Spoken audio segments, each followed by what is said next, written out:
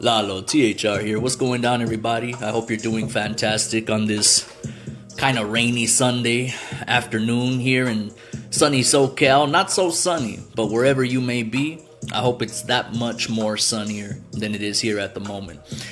Today's episode is going to be a quickie. I'm going to run down AEW Dynamite this past Wednesday, and I'm also going to talk about AEW Revolution going down tonight. I will have the match card and do a little predictions on each of the matches. And then finally, I'm also going to do a little talkin boxing. We got the Canelo saga continuing. Canelo, whom I've lost a lot of respect for. And Ryan Garcia and his odd behavior at the press conference in Los Angeles leading up to the Devin Haney bout going down April 20th, I want to say, 420. Which is an interesting date, 420, given Garcia's behavior at the press conference. I think he indulges a little bit on that specific date, 420. But nonetheless, before I get into the AEW stuff, I want to mention something that I completely forgot to talk about in the prior episode. And that is the fact that Monday Night Raw is jumping ship from the USA Network on to Netflix, the very first major wrestling company to offer streaming on their weekly TV show. Streaming on Netflix, and this is a unprecedented move for many reasons, not just because of the fact that it is the first weekly episodic, how Michael Cole used to say, the longest running weekly episodic television series in history, but also because of the fact that, you know, WWE has a partnership to stream on Peacock, and yet instead of the Monday Night Raw rights for streaming to be done on Peacock, they cut a deal with Netflix instead, which is very interesting to say the least. I would have expected Peacock to be all in on that, but I suppose given the amount of money Peacock has already spent to stream WWE's premium live events and all of their WWE network content on top of that, and also because I believe the Peacock deal is running out pretty soon. I want to say the WWE Peacock deal is going to run through 2026. So just about 2 more years to go on Peacock. And a lot of people are nervous that WWE is going to go back to the pay-per-view model of days old. You know what I'm saying? With pay-per-views, $70 a month for WWE premium live events. That would not be good. Although I have read that there's a lot of different rumors that they're not going to charge for all of the pay-per-views, that only pretty much the big four, as they call them, which I believe are, of course, Royal Rumble, WrestleMania, SummerSlam, and Survivor Series, would be the 4 premium live events that you would actually pay for, while the rest of the pay-per-views would be put on ESPN Plus or something like that for free, or Netflix, whoever gets that deal. So I think that would be a much more sustainable model if they go that route, as opposed to charging, fucking $70-$80 a month for all of their pay-per-views. And I say that because I hope y'all realize that pay-per-views have gone up in price. I know AEW is still doing $50 pay-per-views like WWE used to do back in the day, but most other pay-per-views, I could tell you I'm a boxing fan. And later on, I'm gonna do a little talking boxing with talking about Ryan Garcia's fight with Devin Haney. And I could tell you that's gonna be an $80 pay-per-view. Boxing fights are like $80. And when you're talking about WrestleMania and Royal Rumble, it wouldn't surprise me if WWE went that route and charged $80 for those big pay-per-views. It would not surprise me, especially if they're not going to be charging for their other collection of premium live events. So, only time will tell, but let's just say that if WWE does go that route where they're going to start charging, a month for all of their premium live events, no matter how much they cost. I could tell you right now, I'm not gonna be ordering all their pay-per-views every single month. That's not gonna happen. I mean, I know back in the day, I used to only order WrestleMania. That was the only pay-per-view I would actually pay for. Everything else, I would I would find other means of accessing their content. Okay? But WrestleMania was the one that I would pay for, or I would beg my parents to pay for it. So I'm going to go back to that. Beg myself to pay for WrestleMania. So that's big news. As far as Raw going to Netflix, though, like I said, this busts open the whole industry, man. With Raw on Netflix, it's going to bring a lot of eyes to WWE as well. You know, Netflix, I know that streaming right now is kind of iffy. A lot of people are beginning to come to the conclusion that streaming is just like cable TV all over again. It's not worth it because there's so many of them out there. We got Netflix, we got Peacock, we got Paramount Plus, we got HBO Max or Max Discovery, whatever they call it now. We got Hulu. We got so many. There's even more than that I don't even remember, but there's so many. And then we're talking about sports apps like ESPN Plus. I pay for an app called VIX. It's a Spanish channel app to access all the soccer games of the Mexican Soccer League, Liga MX. I pay for that. And I only pay for that because I got a special deal where it cost me $40 for the entire year. And I might actually have that shit for 2 years for $40 actually. I would have to look into that again. But nonetheless, the streaming space has become cluttered. It's become a nuisance, quite frankly. But with that said, Netflix is still the dominant force in streaming. And it is the only streaming platform, as far as I know, that is actually profitable and not at a major loss like so many others. Disney Plus is another big one. See, when I said major loss, Disney Plus immediately came to mind. Because I remember reading that Disney Plus was suffering major losses. So, yeah, man, Raw being on Netflix is a humongous deal for a multitude of reasons. WWE really won big with this move. And, you know, leading up to this move, everybody was speculating that WWE was in talks with WBD, which they were. Now we see why the deal didn't go through, because they got an even better deal from Netflix. $1 billion deal, guys. $1 billion deals. They're going to be making $10 million over the course of 10 years. And at the 5-year mark, I believe Netflix has the option to opt out if Raw isn't doing good for them. But it's going to do good. It's going to do good because, you know, Netflix, I believe it's time for Netflix to expand into the live TV model. Like a Fubo TV, like a YouTube TV, like a Sling. You know what I'm saying? Like a Hulu. I think Netflix, I think it's time. I think it's long overdue, actually, that Netflix also adopts a live TV model. And that doesn't necessarily mean that Netflix has to become strictly a live TV model. I think they should be like how Hulu did it, where Netflix could still be Netflix, but you pay a different price for all of their live channels. And I mean, think about it.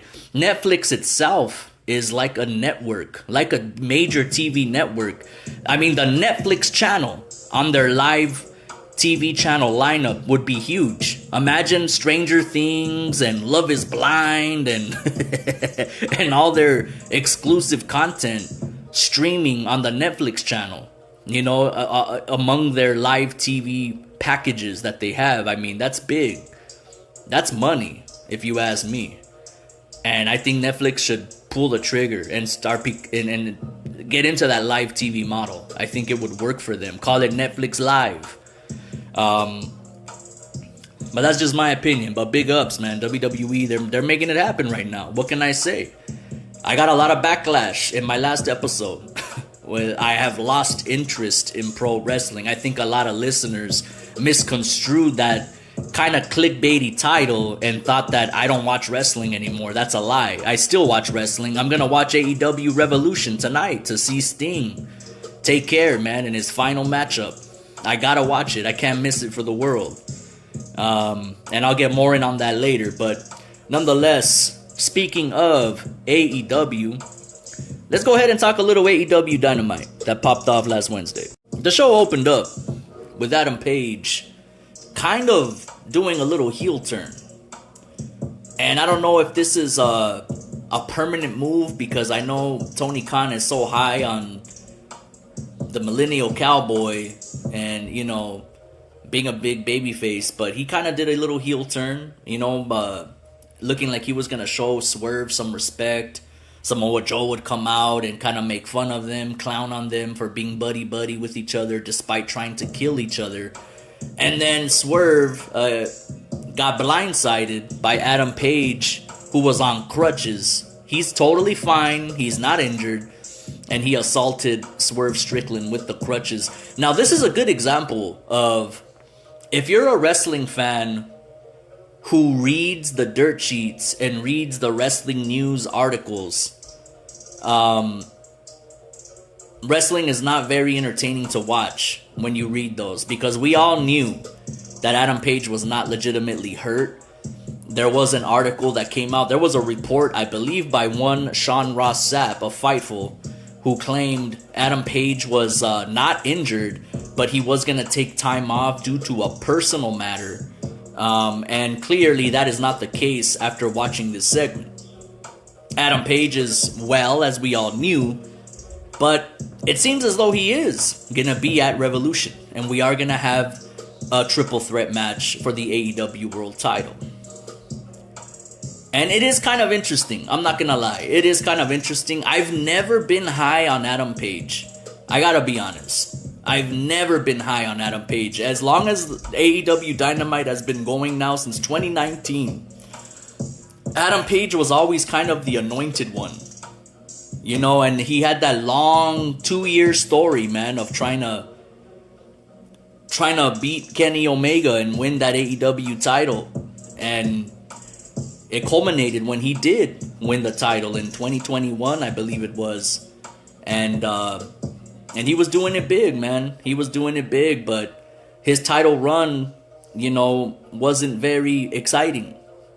Because the excitement was to see him scratch and claw and finally get that big title win. But once he won it, it was kind of like, now what? Where do we go from here? It wasn't very eventful, but with that said, him being inserted into this triple threat match with Samoa Joe and Swerve is leading me to believe that Adam Page is pretty much just being used to take the pinfall, because Swerve needs to win the title. I'm going to tell you right now, if Swerve does not walk out of Greensboro, North Carolina with the AEW championship, I ain't ever watching AEW again. Nah, I'm just playing. Not like that, but it'll be really stupid, because now is the time. And I know some people, I heard some of the pundits say, oh, Samoa Joe is better than this. He doesn't deserve to hold the title for just a couple of months and then drop it. Like, bro, the only reason Joe got the title in the first place is because MJF was hurt. He was injured and he needed time off. Perhaps he still is hurt. I don't know. We don't have any update at all on MJF. They even removed him from the roster page. It would be evident that he may no longer even be with the company. Of course, we know that's not the case, but that's how they're selling this thing right now. So we likely won't get any updates on MJF. But all this to say, that's the only reason Samoa Joe won the title. He is a transitional champion. He took it off of MJF so MJF could go away and heal up, take a rest, take a breather. And the right man that should be the champ right now is in this main event. It's Swerve Strickland. That's the only answer. Can you imagine if they put the title right back on Adam Page? Or if Samoa Joe retains by choking out Adam Page, and that leads Swerve on a bigger chase against Joe to go one-on-one, you know what? I could actually see that happening, I could actually see that happening. But I guess this is all contingent on whether MJF is ready to come back or not. And if I was a betting man, I would bet that MJF is probably not ready to come back yet. And perhaps even if he is, now is not the time to bring him back quite yet, because there should be a built-in storyline with with Adam Cole going after MJF and vice versa whenever MJF does come back. So we know the story. Adam Cole is definitely not ready to come back. He himself is legitimately on crutches, unlike Adam Page. And it's going to be a minute before we can see the Devil and MJF go at it. And I still can't get over how bad that Devil reveal was, man. And I mean, the reveal itself wasn't bad, but just what we've come to. Look at Roddy Strong. Look at the Kingdom. You know, Taven and all them dudes. They're not appealing at all. I don't see them as a main event faction, as a big faction, NWO style faction. No.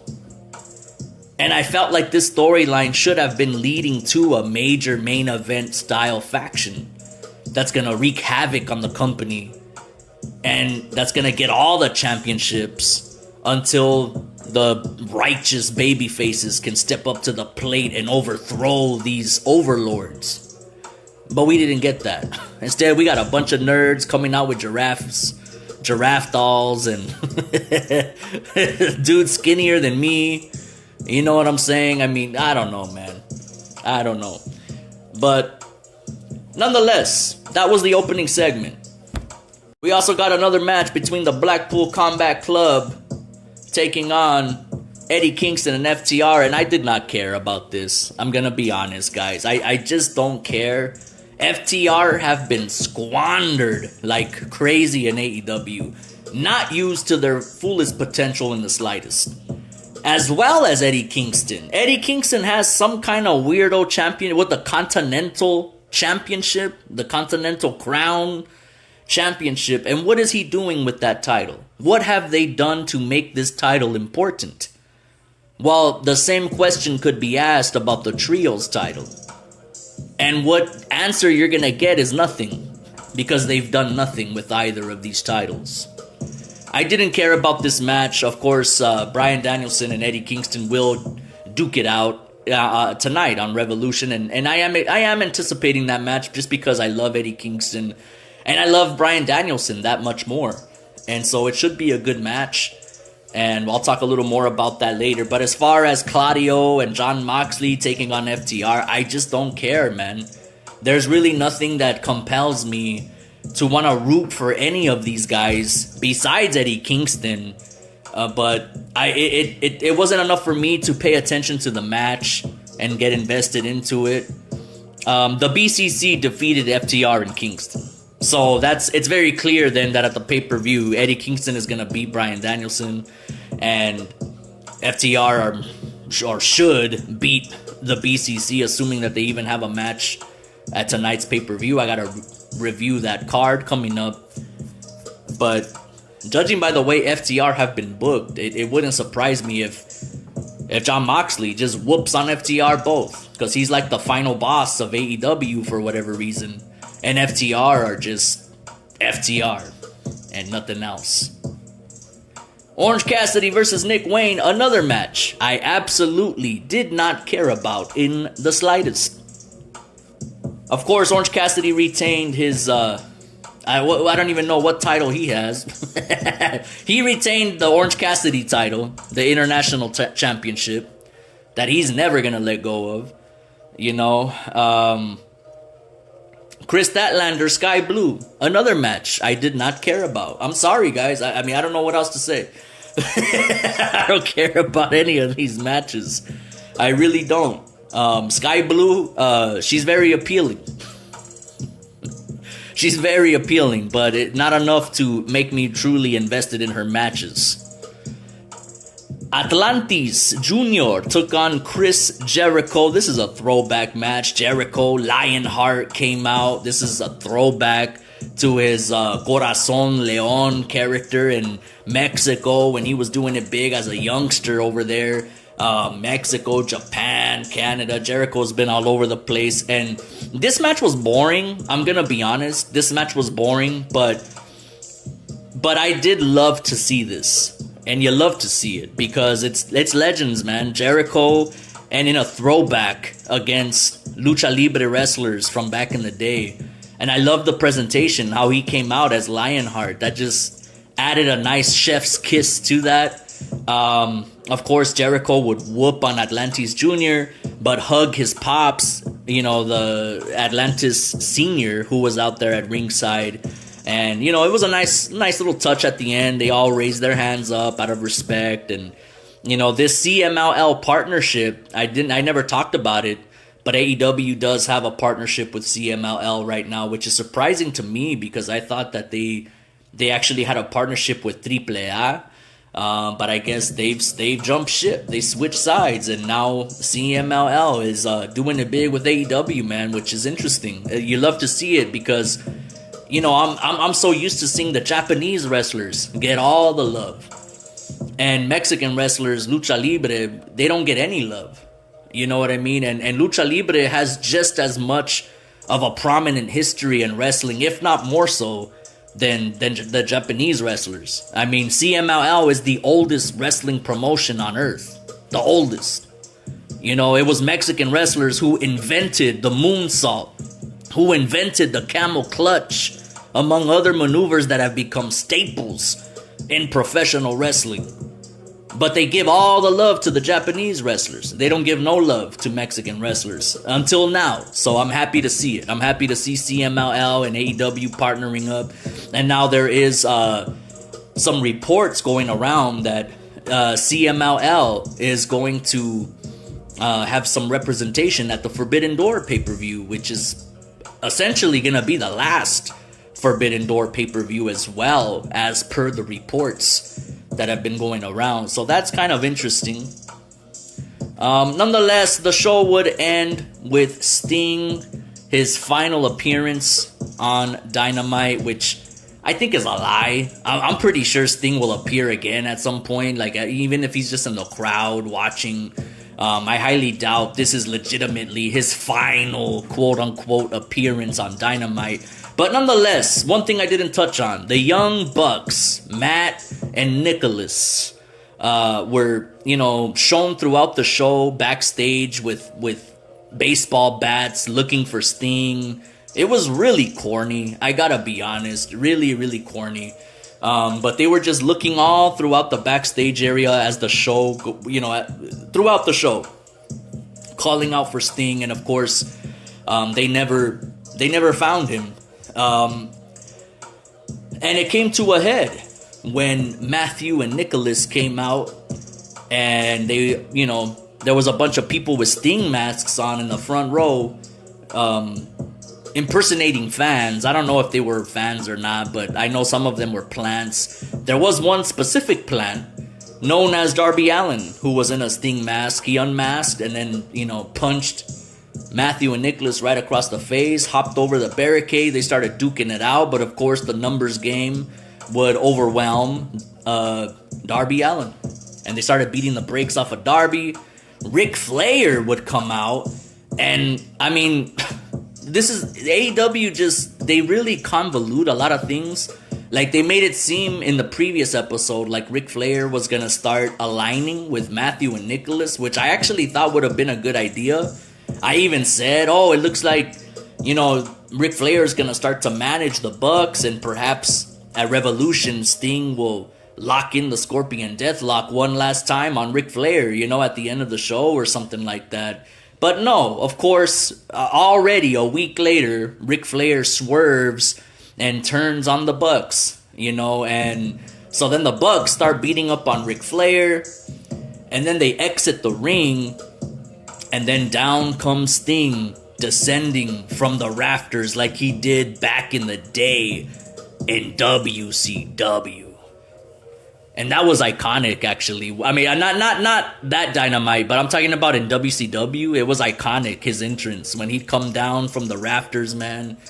You know, just a spectacular visual. As was the episode of Dynamite, how it closed, man, with Sting coming down. I thought the Young Bucks, you know, slowly turning around on the stage was kind of corny, but I get why it needed to be done. You know, because in my head when I'm watching, I'm like, why couldn't the Bucks have been in the ring? You know, or right there when Sting was descending down. That way he could start punching them as soon as he lands. But I figured, you know what? That would be dangerous because he still has that harness on and he needs to take that harness off. You know, and people need to assist him, you know, so it would look kind of dumb, actually. So I get why they had to do it, but it looked corny to me. So the Young Bucks on stage looking at each other and then slowly turning around. You know, while Sting's music had already been playing for a while. And then they barely act like they heard it, you know, when Sting already landed. And then they turn around and, you know, so it is what it is. But I get why they had to do it. But it was a nice little chef's kiss. Mwah, to see Sting once again descend from the top of the arena like back in the day. And beat the brakes off of Matthew and Nicholas as we head into tonight's AEW Revolution. So overall, man, not even that could save what was a very mediocre show. I gotta be honest, guys, Dynamite is just not very entertaining to me anymore. It's really not.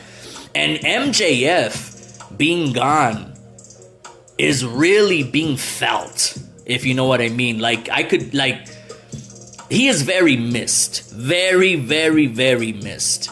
As is Kenny Omega to a smaller degree.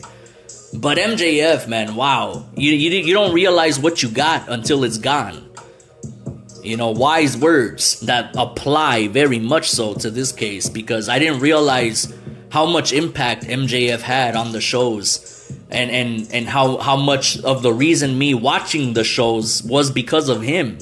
Because now that MJF ain't there, I find myself not really looking forward to Dynamite and being very underwhelmed now when I do watch.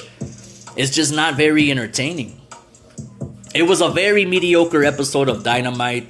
The pay-per-view should deliver. Because that's AEW's bread and butter, is their pay-per-views. They sometimes, actually they over-deliver sometimes, to be, most of the time. To be quite honest, you know, when you're talking about 14, 13 matches on the show and just banger after banger after banger, like, dude, not every single match needs to be a 5-star Meltzer driver fucking fight forever type of thing. You know, let us breathe a little bit. But nonetheless, AEW Revolution is gonna be far superior to this past episode of Dynamite, which was the go-home show. Not a very good show. Very mediocre. Let's move on to AEW Revolution popping off tonight. Alright, so here is the full lineup as per CagesideSeats.net or .com, Tony Khan's favorite website. I think it's Cage Match, right? But nonetheless, this is the full lineup as of this website. Sting and Darby Allin versus the Young Bucks in a tornado tag match for the AEW World Tag Team Championships in what will be Sting's farewell match. Samoa Joe defends the AEW World title against Swerve Strickland and Hangman Adam Page in a 3-way match. Toni Storm defends the AEW Women's Championship against La Virtuosa, Diana Purrazzo. I'm very high on that girl for the AEW Women's Championship. Orange Cassidy defends the international title, or as I call it, the Orange Cassidy title, against Roderick Strong. Eddie Kingston defends all these titles, bro. Eddie Kingston defends the Continental Crown Championship against Bryan Danielson. Christian Cage defends the TNT Championship to Daniel Garcia. FTR and Blackpool Combat Club duke it out. Blackpool Combat Club in this match consisting of Jon Moxley and Claudio Castagnoli duking it out with FTR. Like, if we haven't seen this match already on Dynamite like 4 times already. Nonetheless, we have the no bread, no water, all meat match The 8-man scramble consisting of Wardlow, Powerhouse Hobbs, Lance Archer, Chris Jericho, Hook, Brian Cage, Magnus, Dante Martin in an all-star scramble match for a future AEW World Title match. This was supposed to be the meat madness match or some shit that they had to cancel and instead inserted this into the fray. Konosuke Takeshita and Will Ospreay of the Don Callis family having a little civil war here, friendly fire. This is going to be a matchup that's really just a fantasy match for Tony Khan to get off to. And then we have Chris Statlander and Willow Nightingale. I'm very high on Willow Nightingale. Taking on Sky Blue and Julia Hart. Also very high on Julia Hart. And finally, the Bang Bang Scissor Gang, consisting of Max Caster, Anthony Bowens, Billy Gunn, Austin Gunn, Colton Gunn, and Jay White, taking on the team of Jeff Jarrett, Satnam Singh, Jay Lethal, Willie Mack, and Private Party, Isaiah Cassidy and Mark Quinn, respectively. So I'm going to go ahead and attempt to give some predictions on this match card. I don't know what is going to be the 0-hour pre-show matches. I'm assuming it's going to be like the first 3 or 4 matches. So I'm going to work my way from the bottom up. Now, the first match that I'm going to talk about is the Bang Bang Scissor Gang match, taking on Jeff Jarrett, Satnam Singh, Jay Lethal, Willie Mack, and Private Party. Bang Bang Scissor Gang are going to win this match. And, you know, everybody's saying Jay White is so much better than this. Bro, fuck Jay White. The Acclaimed are better than this. And the Acclaimed should not be in a trio with Daddy Ass. They should be just a tag team like they were. They were perfectly fine. But because Scissor Me, Daddy Ass, because that got over, Tony Khan had to put the trios titles on them so they could scissor each other with those really stupid looking titles. That's all this is about. The Acclaimed are better than this. And yeah, one could say that Switchblade, Jay White, is also better than this as well. But I'm picking Bang Bang Scissor Gang to defeat Jeff Jarrett and his goons. Chris Statlander and Willow Nightingale will face Sky Blue and Julia Hart. I believe Julia Hart is still the TBS Women's Champ, so it's interesting that she's not defending her title on this show. I mean, Tony Khan loves him some title belts being defended, you know, on every single show. So I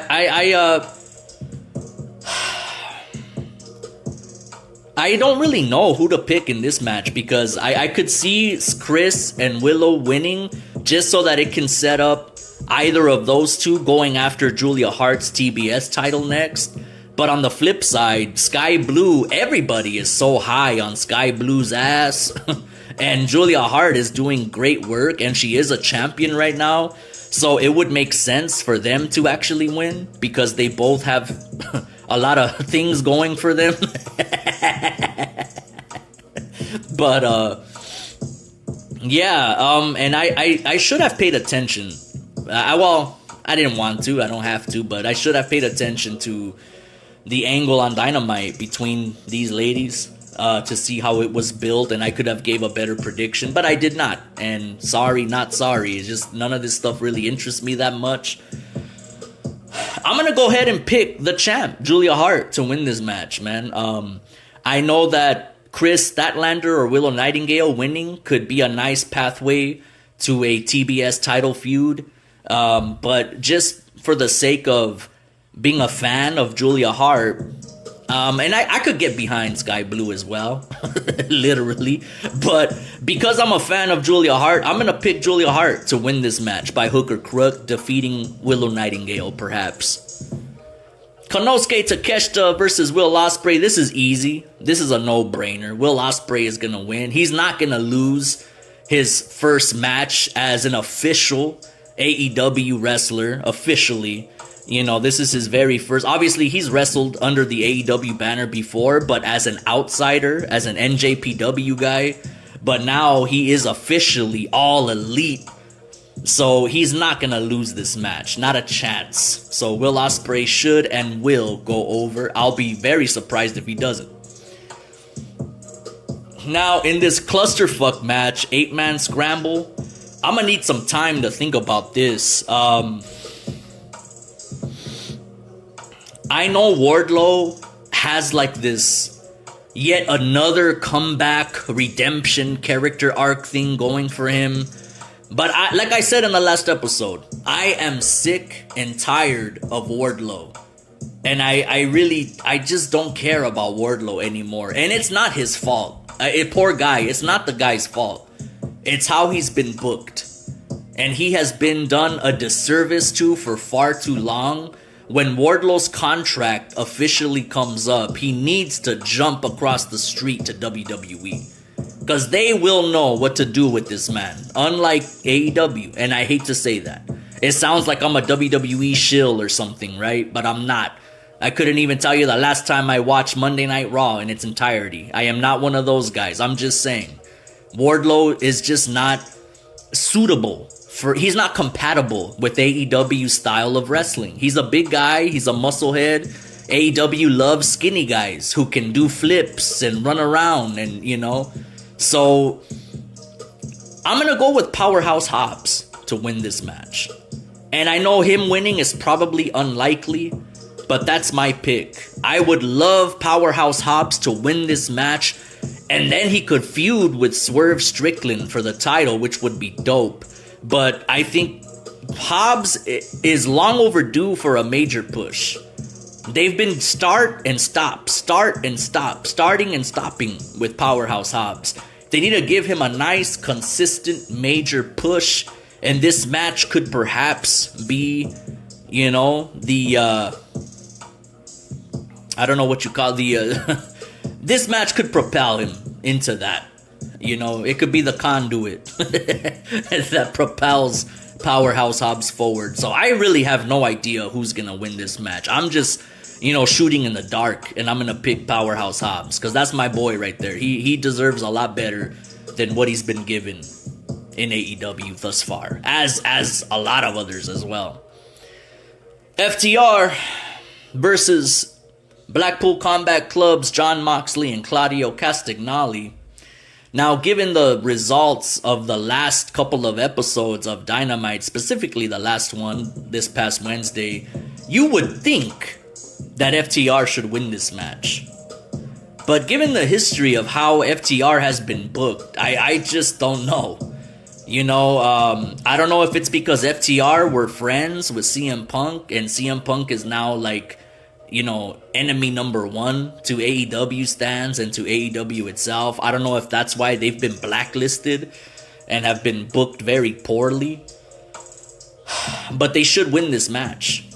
You know, and I like Jon Moxley to a degree, and I love Claudio Castagnoli. I have a lot of respect for that guy. But FTR should win this match. So I'm going to go with them. But I really wouldn't be surprised if Blackpool Combat Club win this match. You know. And if FTR does win, watch it be like a fuck finish or something. I don't know. We'll see what happens, but I'm going to pick FTR. Christian Cage, my dad, Christian Cage, is defending the TNT strap to Daniel Garcia. Well, I don't, you know, let me say it right now. I don't know why AEW is so high on Daniel Garcia. I don't get it. Guys like Daniel Garcia, Orange Cassidy, Darby Allin. I mean, I kind of get Darby Allin. He is a unique cat. But like Daniel Garcia is so vanilla, bro. I don't care if he does that funny dance. You know, he kind of has a catchy theme song, but he's not championship material. He's not. Bro, in WWE, Daniel Garcia would be a jobber straight up. You know, I don't know what they see in this guy. I really don't. But they have, you know, Tony Khan has a hard on for Daniel Garcia for whatever reason. I'm picking Christian Cage, my dad, to win this match. I don't see how he's gonna lose to Daniel Garcia unless Edge comes out, Adam Copeland, excuse me, comes out and causes some fuckery. That would be stupid as hell. Christian Cage should go over Daniel Garcia and retain that TNT title. Eddie Kingston defending his Continental Crown champion, AEW Championship Z. A, B, C, D, E, F, G. AEW Championship Z. He's defending against Bryan Danielson. And I'm predicting Eddie Kingston to go over. Because I can see they're trying to push him now. They're trying to do right by him. Even though his time really was like fucking 3 years ago. 2 to 3 years ago was really his time. When they should have really taken advantage of the Players Tribune article that moved so many people. Even non-wrestling fans were talking about it. And he had so much heat, that was the time to do it, but they didn't. And now they're trying to pick up the scraps and do what they can with Eddie Kingston. And that's fine. I'm going to pick Eddie Kingston to go over Bryan Danielson, as Bryan is winding down from his wrestling career, as he himself has stated. Orange Cassidy defending the Orange Cassidy Championship against Roderick Strong. I'm gonna go with Roderick Strong to win this match, and I'm actually surprising myself by making this pick, because Orange Cassidy is like the John Cena of AEW. He's like the Roman Reigns of AEW. I mean, this man rarely loses. He is booked so strong and so heavily protected, and even when he does lose, it's usually like a fluke loss. He's never defeated in a really convincing way. Like he's like John Cena of AEW is Orange Cassidy. Like the John Cena from 2007 to 2011, Super Cena. That's Super Cassidy, man, Orange Cassidy. But I'm going to pick Roderick Strong just because he's part of the Undisputed Kingdom. And I think they're trying their hardest to get this faction over. And they're not trying hard enough, quite frankly. They could try hard enough, but nothing's going to get these guys over. They're just a bunch of nerds. They're not like menacing looking dudes. They're not cool type of heels either, like NWO. They have nothing going for them. But I'm gonna pick Roderick Strong to take the title off of Orange Cassidy. And this will perhaps be the beginning of the Undisputed Kingdom, eyeing all the title belts and trying to please their leader, who is currently on crutches, Adam Cole. Toni Storm defends the AEW Women's title against Deonna Purrazzo. Now, I love Deonna Purrazzo, and I always have, even before she signed with AEW. And I was so excited for her when she was with WWE, and they had her come out on Monday Night Raw and job to, like, Dana Brooke or some bullshit like that. I don't remember who she jobbed to. It might have been Nia Jax or something. And she deserves so much better, and she's made a name for herself in Impact Wrestling and ROH. She's a tremendous women's wrestler. A very beautiful woman, too. She is gorgeous. I love Deonna Purrazzo. I really do. But as much as I do, I believe Toni Storm must retain the women's title. Because Toni Storm needs to hold on to that strap as long as she can until Jamie Hayter comes back. Because that's the scrap we all want to see. We've seen it before, and they have a history together, which makes it all the more interesting. But Jamie Hayter versus Toni Storm for the women's title, that is money. Put that at Wembley. See how that does at Wembley. Are you kidding me? Jamie Hayter winning the title off of Toni Storm at Wembley Stadium. All in, bro. That is money. So I love Deonna Purrazzo, probably more than anybody else. But Toni Storm, I'm picking her to retain the title. Samoa Joe defending the AEW Championship against Swerve and Hangman Adam Page. And, it just dawned on me right now. I'm looking at this card, and I don't know if this is the official match order that's going to be presented on the live broadcast. But if this is, this is telling me that there is not going to be a title change because the championship match is not the main event.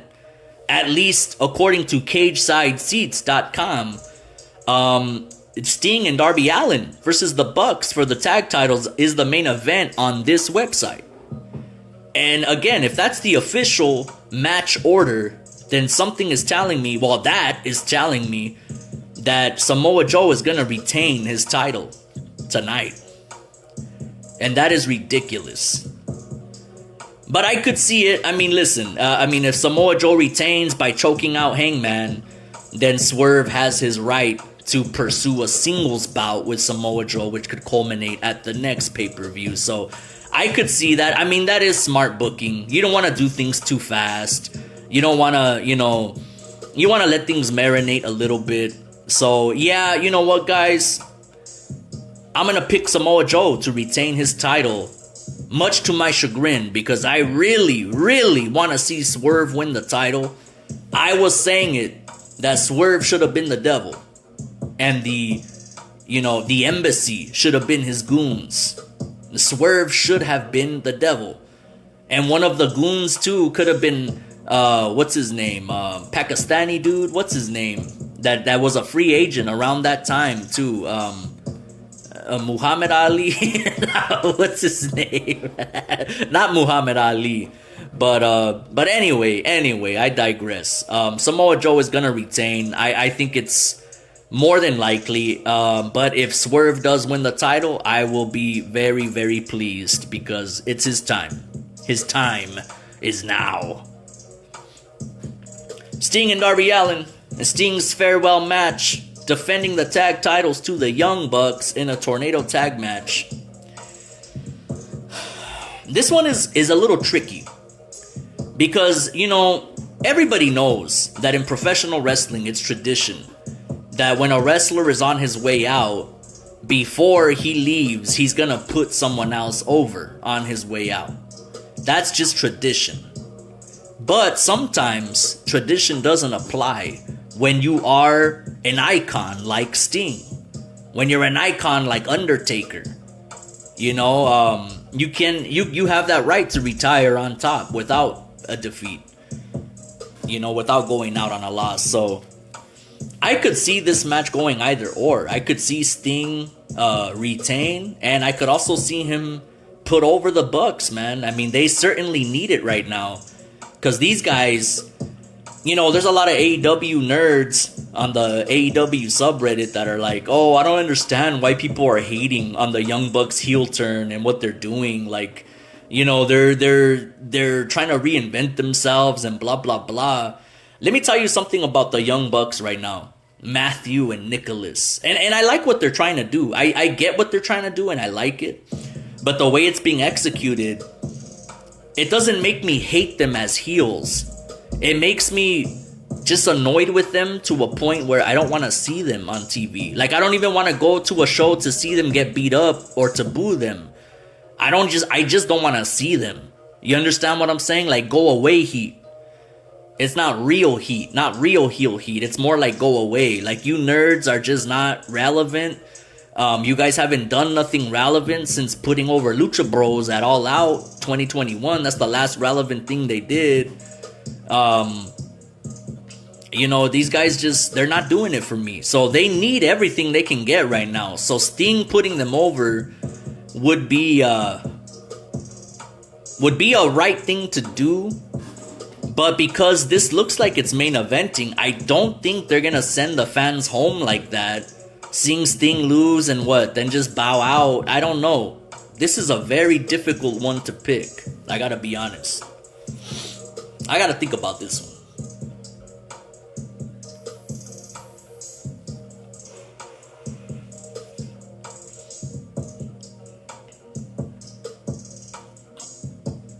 And it's also wondering too if Ric Flair is gonna have some shenanigans in this match or not. If he's gonna, I hope Ric Flair's not really a big part of this match. I hope he's just watching like everybody else, or maybe he comes out at the end of the match to sing Sting's praises.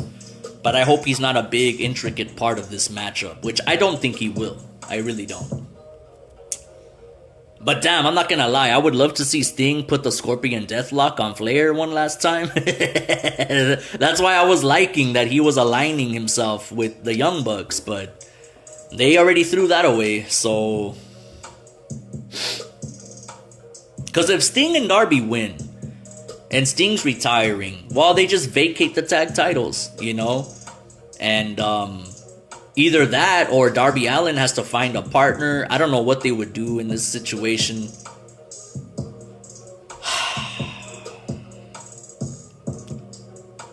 But you know what, man? I mean, I hate to do this. I hate myself for doing this. But I'm actually going to pick the Young Bucks to win this match. And I hate the fact that I'm doing this. But I'm going to have to roll with the Young Bucks. Just because it makes the most sense. You know, when I sit back and think about it, all the pros and cons of either or result, it's just heavily in the Young Bucks' favor. Like, it just makes the most sense. These guys need it. They need to get over as heels right now. What better way to get over as heels than to being the guys that retire Sting on his back for the 1, 2, 3 as they take the straps away from Sting and young Darby Allin. I mean, that's heel heat city. And that's pro wrestling 101. It's tradition. The guy going out has to put someone else over. That's tradition. Although traditions were meant to be broken, I suppose. But I look at the pros of Sting and Darby retaining, and they're there. I mean, it would give the fans such a feel-good moment there with a lot of history that Sting has with Flair there in North Carolina. And, you know, I could see, you know, the celebration there, confetti perhaps. I don't know what their presentation is gonna be like for Sting's farewell.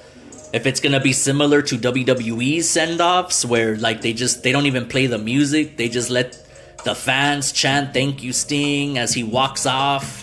I don't know how they're gonna do it, but I mean, Sting winning, I could see a nice touch with the celebration there and everything, and then they have to vacate the titles, which would be kind of interesting, I suppose. But nah, man, the pros for the Bucks winning just outweigh the pros for Sting and Darby retaining. They just outweigh it, and it's not even about that. It just makes the most sense. So at the end of the day, I'm gonna roll with the Young Bucks. So there you have it. AEW Revolution popping off tonight, 7 p.m. Eastern, 4 p.m. Pacific.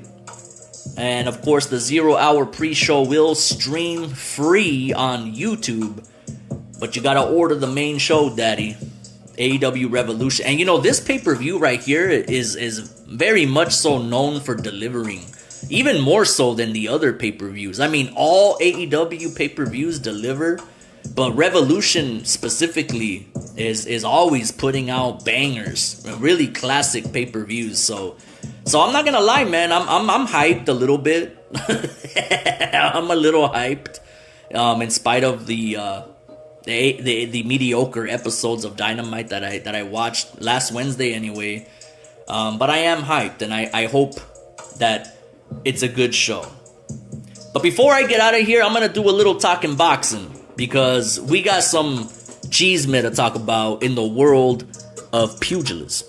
So the Canelo saga continues, as it was reported by Dan Rafael that Al Heyman, before splitting with PBC, before Canelo split with PBC, Al Heyman did offer a $40 million deal to Canelo to fight Jermall Charlo. He did, but he had an incentive in place that if he fights Charlo, he has to fight Benavidez immediately after. That's the only way he would pay that $40 million that Canelo wanted for the Jermall fight, as if he agreed to sign a contract to fight Benavidez as his very next fight. And that was the deal breaker for Canelo. And that is embarrassing.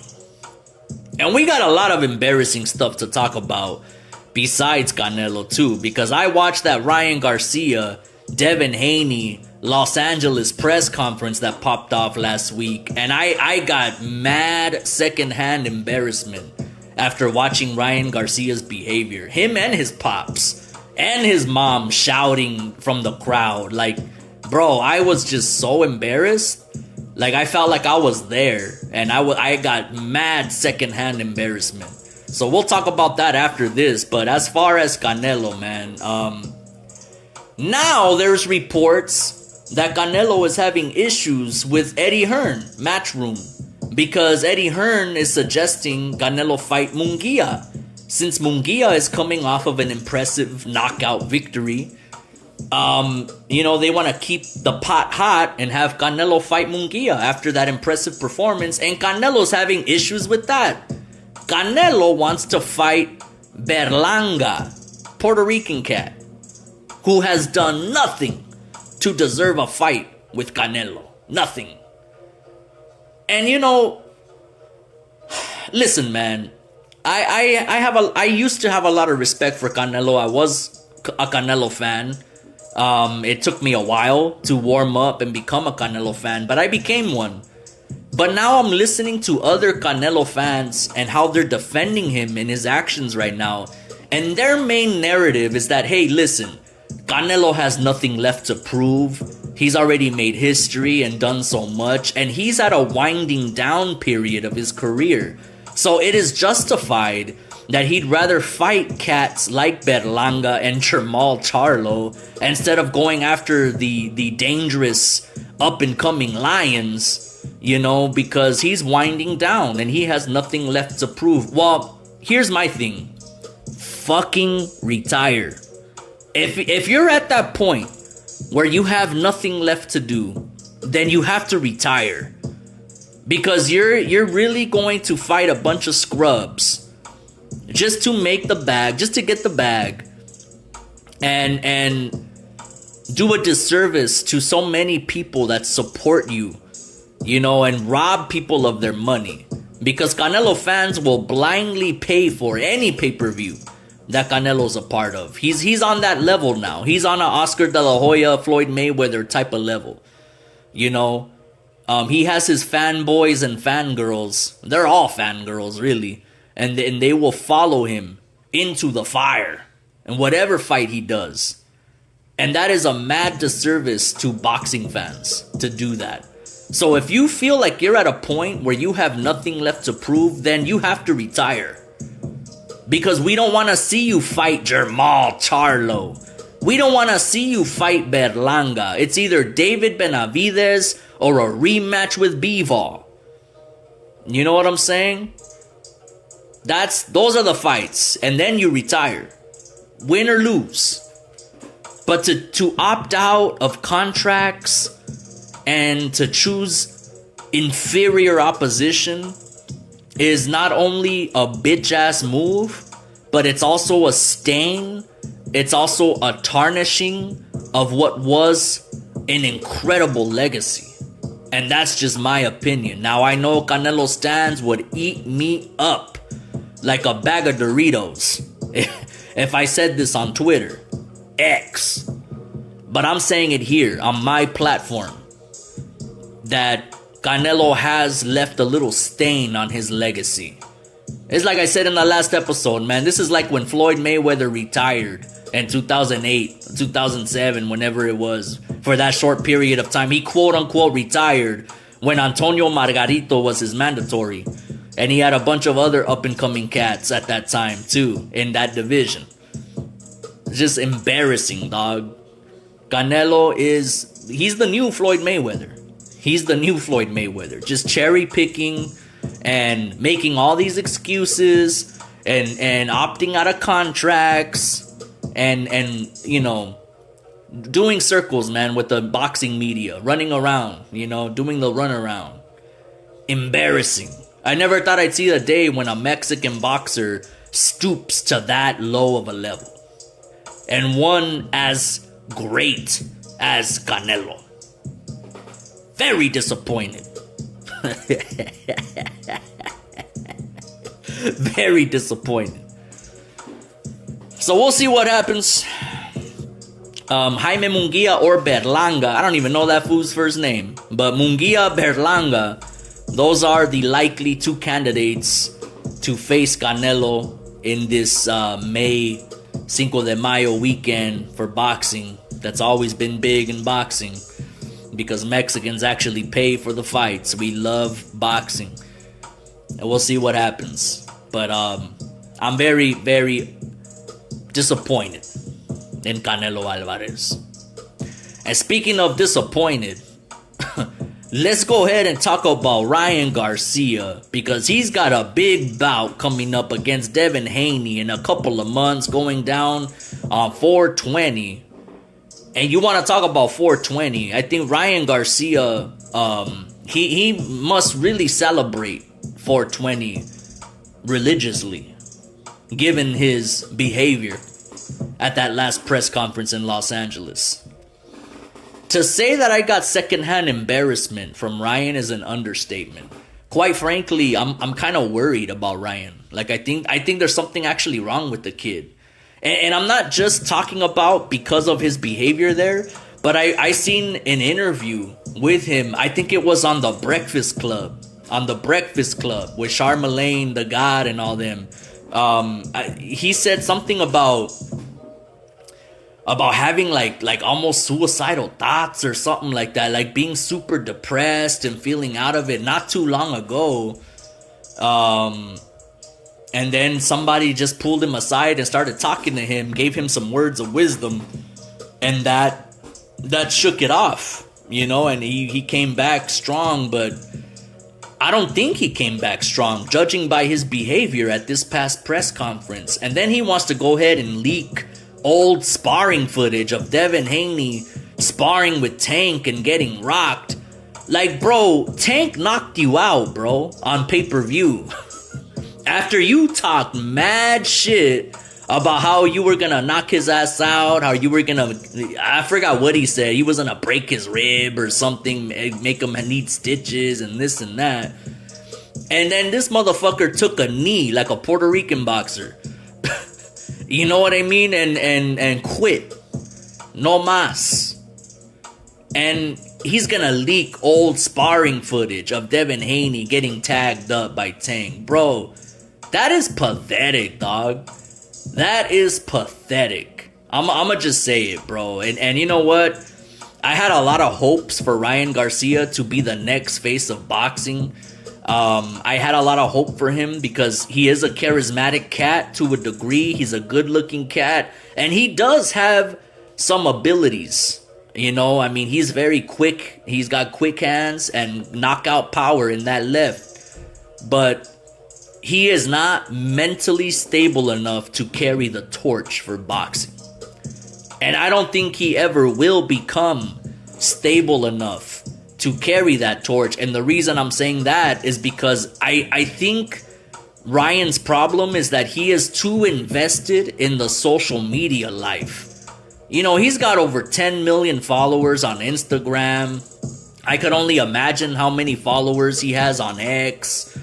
And he's all into money and women and the social media stuff. And all that stuff is cool, don't get me wrong. I'm not disparaging any of that. I mean, if I had a lot of money, I'd be the same way, probably. But that is not the mentality to be a champion in boxing. And not just be a champion, but to be the face of boxing. You cannot indulge in any of those extracurricular activities. You know?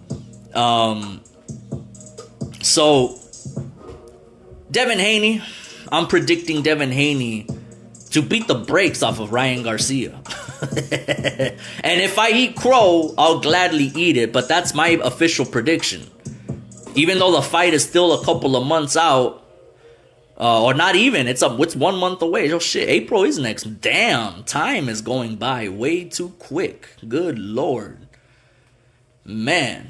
But anyway, the fight is a month away, but I'm already going to give you an early prediction. Devin Haney is going to beat the brakes off of Ryan Garcia.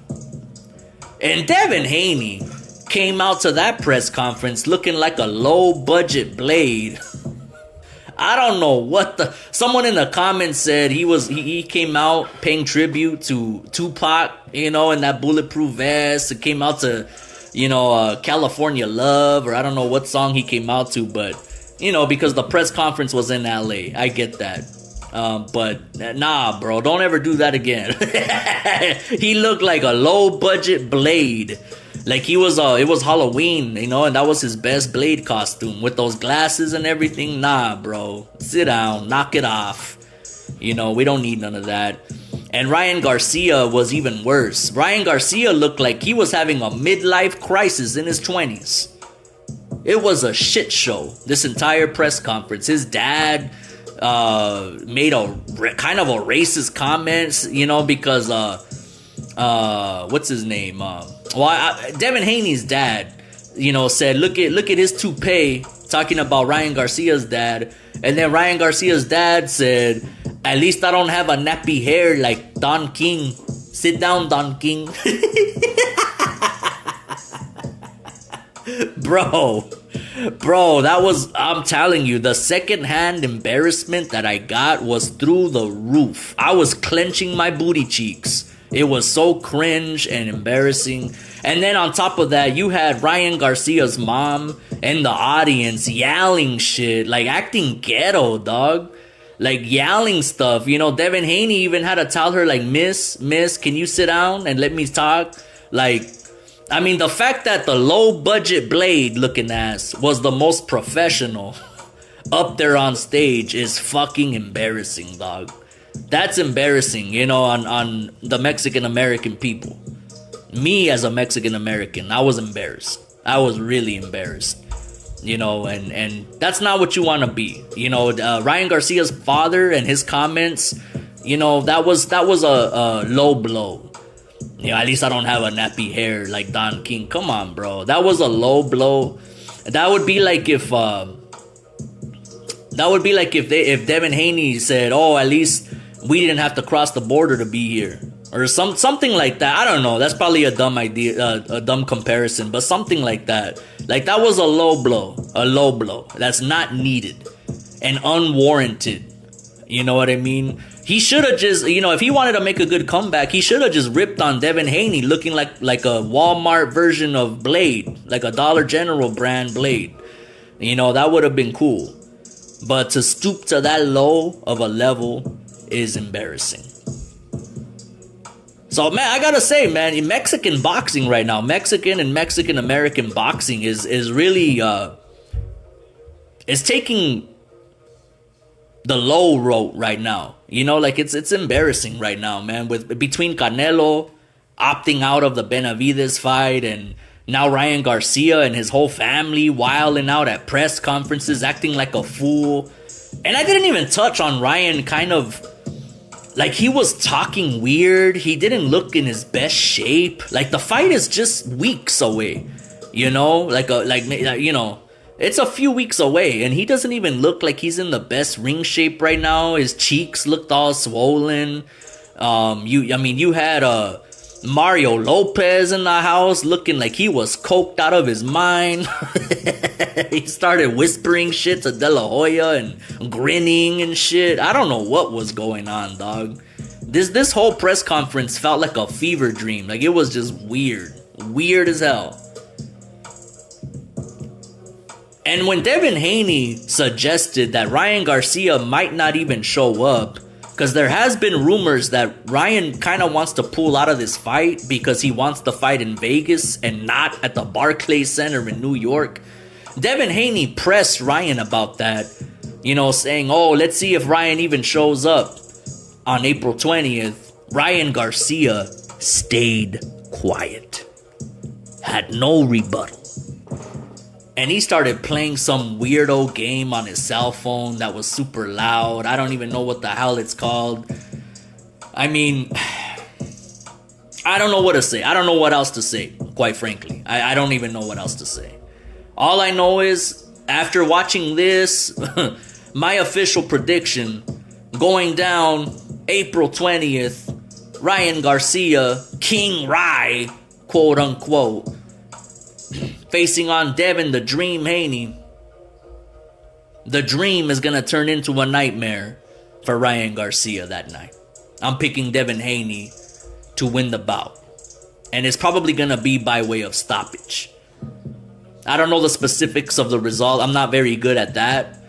Whether it's going to be a decision, a knockout, technical knockout. But either way, either or, I'm predicting Devin Haney to beat the brakes off of Ryan Garcia come April 20th. So that's going to do it for the highlight reel, y'all. I want to thank you very much for joining me this Sunday afternoon.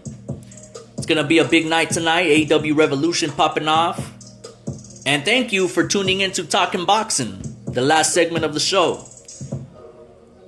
Live life on cruise control, because sometimes you get farther when you take it slow. I'm out.